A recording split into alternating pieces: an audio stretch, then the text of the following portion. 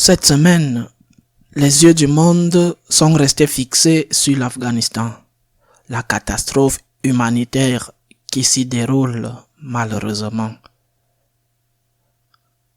L'homélie d'un cistercien, un prêtre cistercien autrichien, le père Wallner, s'est rendu viral. Il demandait, cela en vaut-il la peine? Nous, chrétiens d'Occident, avons-nous le droit de continuer à exister? En réfléchissant à l'Afghanistan et en déplorant cet énorme échec, non seulement pour établir la démocratie dans ce pays, mais aussi pour laisser derrière nous tant de collaborateurs que si beaucoup ont été éliminés, beaucoup d'autres sont restés sur place. Le père Wallner disait: ces réfugiés qui arrivent dans nos pays occidentaux, quel genre de christianisme vont-ils trouver? Un christianisme vivant ou un christianisme mort? Il est vrai qu'en Europe et en Occident, il y a encore beaucoup de structures chrétiennes.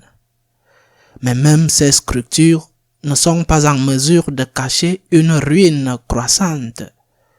Si la pratique religieuse était déjà très faible, surtout dans de nombreux endroits, maintenant, après la pandémie, elle est insignifiante. C'est pourquoi ce christianisme occidental, dont le père Wallner dit catégoriquement qu'il n'a pas le droit de continuer à exister, qu'il ne mérite pas de continuer à exister, ce christianisme occidental est non seulement peu attrayant pour les musulmans qui fuient la terreur des talibans, mais il est incapable de faire le bien dans les sociétés où il a encore une présence importante. Je prends pour exemple ce qui s'est passé cette semaine en Colombie, un pays très catholique. Mais la Cour suprême de ce pays vient de déclarer qu'il est légal d'avoir une relation maritale et patrimoniale, maritale, c'est-à-dire avec sexe inclus, entre une adolescente à partir de 14 ans et un adulte, sans permission de ses parents. Il n'est pas légal qu'ils se marient officiellement, mais il est légal qu'ils vivent ensemble et qu'ils aient des relations sexuelles tant qu'elles sont consenties, tant que le mineur donne son consentement. Un adolescent de 14 ans, appelé par euphémisme par la Cour suprême de ce pays un mineur adulte, une adolescente de 14 ans, est vraiment psychologiquement prête à s'engager dans une relation de ce type, je répète, même sans le consentement de ses parents.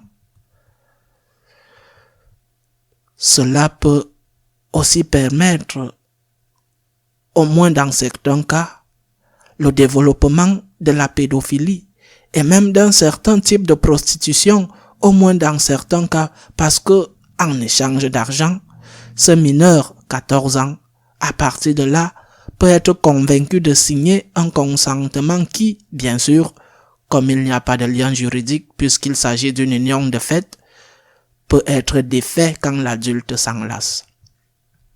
Eh bien, dans un pays catholique comme la Colombie, il n'a même pas été possible d'empêcher cela. Ce n'est pas le seul cas. Après la fuite d'Afghanistan, beaucoup de choses tragiques ont été mises en lumière. Par exemple, le commerce d'enfants, plus avec les garçons qu'avec les filles, effectué par certains des membres des soldats de l'Alliance occidentale, qui ont été dans ce pays depuis 20 ans, sous le regard complaisant de beaucoup de leurs chefs. Un commerce auquel, bien sûr, non seulement eux, mais les Afghans eux-mêmes ont contribué. Un Occident qui prêche la liberté et qui s'arrache les cheveux sur le voile qu'ils imposent aux femmes. La burqa, pourtant, permet, tolère et même profite du commerce des enfants.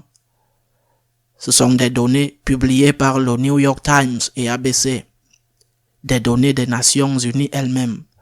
cet Occident où arrivent ces hommes et ces femmes qui fuient l'islam radical, cet Occident a-t-il le droit de continuer d'exister? Le christianisme de cet Occident a-t-il le droit de continuer d'exister? Le père Wallner répond certainement pas. Je réponds à cette question par une condition, par un conditionnel.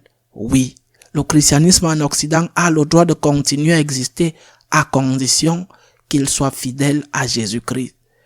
Qu'il soit fidèle à Jésus-Christ et ne se soucie pas des applaudissements ou du rejet du monde et ne se soucie même pas de la persécution. Notre Seigneur a dit et a utilisé plusieurs exemples très imagés. Si le sel devient insipide, il n'est pas bon. Il n'est bon qu'à être jeté par terre et piétiné. Et l'Église doit être la lumière qui brille dans les ténèbres, le levain dans la pâte. Si nous sommes fidèles au Christ, nous serons le levain. Nous réussirons à ne pas faire adopter des lois iniques. Si nous sommes fidèles au Christ, nous serons sûrement persécutés, peut-être critiqués, mais nous accomplirons la tâche très importante que le Christ a voulu que nous accomplirons. Le levain dans la pâte, le sel qui donne du goût aux aliments. Sinon, nous méritons ce que le Seigneur a dit, être jetés par terre et piétinés, parce que nous ne sommes plus bons à rien. Nous, chrétiens, méritons-nous de continuer d'exister dans cet Occident sécularisé? Oui. Si nous ne sommes pas devenus aussi sécularisés que lui, oui. Si nous sommes fidèles à Jésus-Christ, quoi qu'il arrive.